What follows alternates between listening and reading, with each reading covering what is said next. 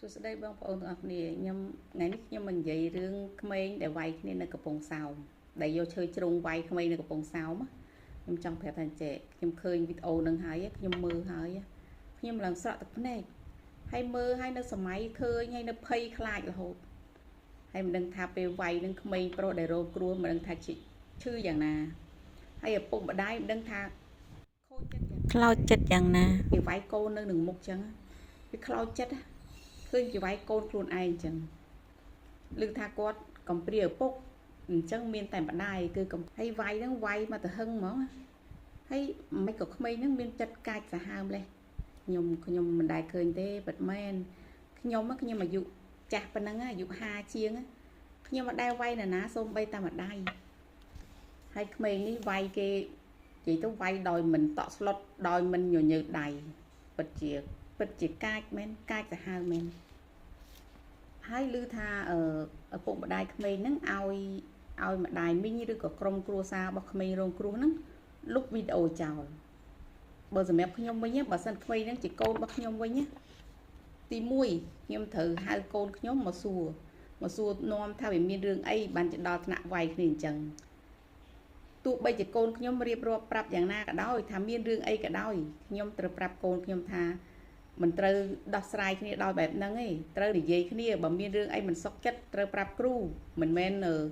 ត្រូវយកឈើទៅវាយជន់ដោយថាភាគីម្ខាងទៀតទេខ្ញុំប្រាប់កូនខ្ញុំថាយើងត្រូវដោះស្រាយគ្នាដោយសន្តិវិធីម៉ាក់ស្រឡាញ់កូនប៉ុណ្ណា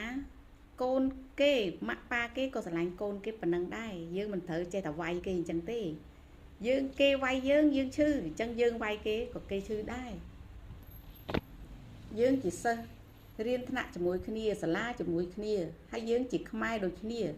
ដូច្នេះយើងមិនត្រូវឆ្លោះគ្នាទេទី2គឺខ្ញុំត្រូវនាំកូនខ្ញុំទៅសុំទោសដល់ក្រុមគ្រួសារក្មេងរងគ្រោះហើយឲ្យកូនខ្ញុំសុំទោសក្មេងរងគ្រោះហើយសុំទោសឪពុកម្ដាយក្មេងរងគ្រោះហើយខ្ញុំជាឪពុកម្ដាយជនបង្កនេះត្រូវសុំទោសឪពុកម្ដាយក្មេងរងគ្រោះដែរក្រុមគ្រួសារជនរងគ្រោះដែរតបមកយើងចរចាគ្នាចេញថ្លៃព្យាបាលឲ្យគេទី3ខ្ញុំមិនឲ្យគេលុបវីដេអូទេបើសិនជាខ្ញុំជាម្ដាយរបស់ក្មេងដែលវាយគេខ្ញុំមិនឲ្យគេនឹងលុបវីដេអូទេព្រោះអីកូនខ្ញុំវាយគេវាជាការពិតហើយគេថតបានអញ្ចឹងរឿងនឹងជាការពិតហើយយើងឲ្យគេលុបអីបើកូនយើងវាយគេមែនទុកឲ្យវាមើលទៅឲ្យវាដឹងថាខ្លួនវាធ្វើអញ្ចឹងអត់ត្រូវទេយើងគិតថាខ្លាចខ្មាស់គេលុបវីដេអូតែសួរថាការលុបវីដេអូហ្នឹងវាធ្វើឲ្យបាត់ខ្មាស់គេមែនទេព្រោះអីយើងបានវាយគេរួចទៅហើយគេបានថតរួចទៅហើយបើយើងជាឪពុកម្ដាយឲ្យគេលុបវីដេអូបានន័យថាយើងមិនទទួលស្គាល់កំហុសកូនយើងដែលវាយគេមិនទទួលខុសត្រូវចំពោះទង្វើរបស់កូនខ្លួនឯងហើយនៅពេលដែលយើងឲ្យគេលុបវីដេអូគឺវាធ្វើឲ្យយើងកាន់តែខ្មាស់គេថែមមួយកម្រិតទៀតឲ្យគេលុបវីដេអូគឺបានន័យថាយើងនឹងកាន់ជើងកូនធ្វើខុសហើយឲ្យគេលុបដើម្បីបំបត្តិភ័ស្តុតាងនឹងយើងសុំកលុំមួយកូនយើងហើយមួយទៀតបើសិនជាយើងអត់ឲ្យគេលុបវីដេអូណាយើងទុកវីដេអូហ្នឹងទៅហើយបន្ទាប់មកយើងទៅសុំទោសដល់គ្រួសារក្មេងរងគ្រោះហើយយើងថតវីដេអូមកថាឲ្យកូនយើងសុំទោសគេវាមិនសុំទោសឪពុកម្ដាយគេមិនសុំទោសក្មេងរងគ្រោះនឹងយ៉ាងម៉េចថតវីដេអូមកដើម្បីឲ្យគេដឹងថាយើងនឹងបានទទួលស្គាល់កំហុសដែលបានធ្វើចំពោះគេហើយ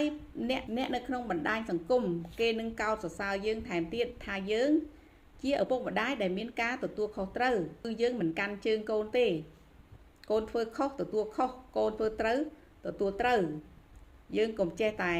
កាន់ជើងកូនដោយកូនខុសតែកាលណាយើងកាន់ជើងកូនយើងខុសហើយយើងនៅតែកាន់ជើង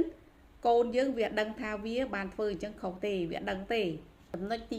4គឺខ្ញុំឲ្យកូនខ្ញុំធ្វើកិច្ចសន្យាជាលាយលក្ខណ៍អក្សរជាមួយខ្ញុំថាឈប់ធ្វើបែបហ្នឹងទៀតហើយបើថ្ងៃក្រោយធ្វើបែបហ្នឹងទៀតគឺខ្ញុំនឹងបញ្ជូនកូនខ្ញុំឲ្យទៅប៉ូលីសចាត់ការតាមផ្លូវច្បាប់ហើយវីដេអូនេះផងដែរខ្ញុំសូមផ្ញើជូនទៅក្មួយប្រុសដែលវាយគេហ្នឹងណាចង់ប្រាប់ថាថ្ងៃក្រោយបើមានរឿងអីត្រូវប្រាប់គ្រូដោះស្រាយឲ្យបាន គឺយើងត្រូវដោះស្រាយគ្នាដោយសន្តិវិធីព្រោះយើងជាខ្មែរដូចគ្នាទេយើងមិនត្រូវប្រើកម្លាំងបាយមិនត្រូវប្រើអំពើហិង្សាទេហើយទោះជាឆ្លោះគ្នាហើយនេះចាប់ពីថ្ងៃហ្នឹងទៅក៏មិនត្រូវគុំគួនគ្នាដែរហើយត្រូវនាំគ្នាខិតខំរៀនសូត្រពីព្រោះក្មួយទាំងអស់គ្នាគឺជាសសរទ្រូងនៃប្រទេសជាតិហើយវីដេអូនេះខ្ញុំសូមឲ្យបងប្អូនទាំងអស់គ្នាជួយ share ដើម្បីឲ្យឪពុកម្ដាយក្មេងដទៃបានឃើញហើយឲ្យ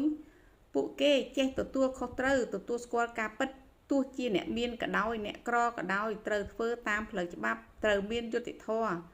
កុំកាន់ជើងកូនដែលប្រព្រឹត្តខុសសូមអរគុណ